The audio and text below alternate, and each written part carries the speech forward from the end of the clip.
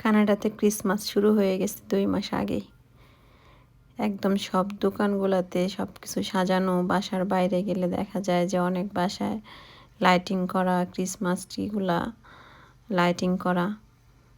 আর এরা এমনভাবে ক্রিসমাসকে নিয়ে এদের প্ল্যানিং মানে যা বলার মতো না।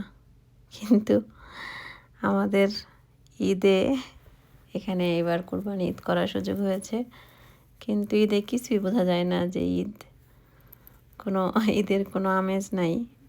শুধু নামাজের সময় বোঝা যায় যে ঠিক আছে সবাই ঈদের নামাজ পড়তেছে, কিন্তু এদের ব্যাপারগুলা 2 মাস আগে থেকে ক্রিসমাস শুরু হয়ে গেছে।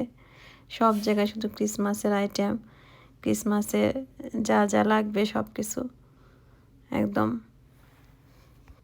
এগুলোই আসলে ইমিগ্রেন্ট হিসেবে কষ্ট লাগে যে আমাদের উৎসবগুলা, আমাদের অনুষ্ঠানগুলা এগুলা ঢাকা পড়ে থাকে। এগুলো ওইভাবে উদযাপন আমরা করি, হয়তো আমরা বাংলাদেশে যেভাবে করি তার 5% ওইভাবে করা হয় না। হয় শুধু মানুষের বাসায় বাসায় গিয়ে দাওয়াত খেয়ে, এছাড়া আর কিছু না।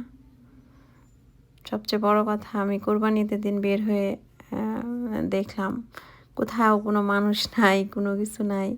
লাইফে প্রথমবার এরকম অনুভূতি হয়েছে যে ঈদের দিন অথচ ঈদের কোনো আমেজ নাই। তা আমার কষ্ট লাগে, আমার মন খারাপ লাগে যে আসলে এই জিনিসগুলাই মিস করি বাংলাদেশের। যে দেশ থেকে দূরে থাকলে মানুষ হয়তো মনে করে যে আসলে অনেক কিছু পাওয়া যায়, হয়তো পাওয়া যায়, কিন্তু কিছু মানসিক ব্যাপার, কিছু মানসিক শান্তি যেগুলো পাওয়া যায় না।